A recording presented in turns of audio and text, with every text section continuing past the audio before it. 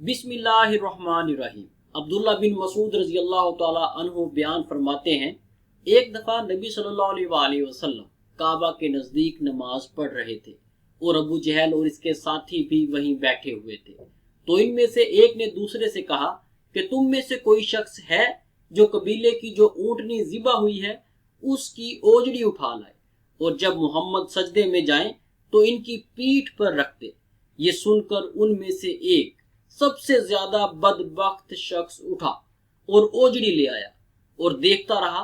जब आप सल्लल्लाहु अलैहि वसल्लम ने सजदा किया तो इस बदबख्त ने वो ओजड़ी आप सल्लल्लाहु अलैहि वसल्लम के दोनों कंधों के दरमियान रख दी।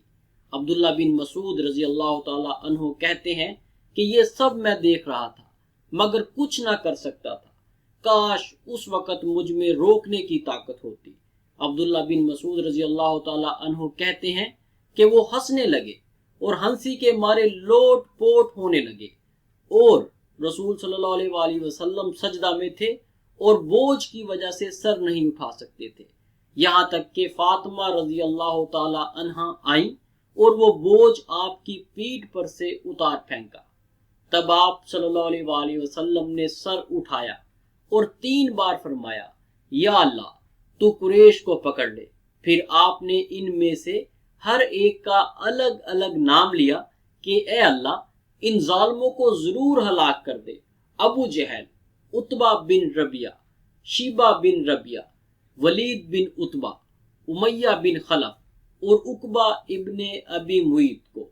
अब्दुल्ला बिन मसूद रजी अल्लाह ताला अन्हु कहते हैं कि ये 7 लोग थे और 7वें आदमी का नाम मुझे याद नहीं रहा। अब्दुल्ला बिन मसूद रजी अल्लाह ताला अन्हु ने फरमाया, उस जात की कसम जिसके कब्जे में मेरी जान है, जिन लोगों को नबी सल्लल्लाहु अलैहि वसल्लम ने बद्दुआ दी थी, जिन लोगों का नाम लेकर बद्दुआ की थी, मैंने उनकी लाशों को बदर के कुएं में पड़ा देखा है।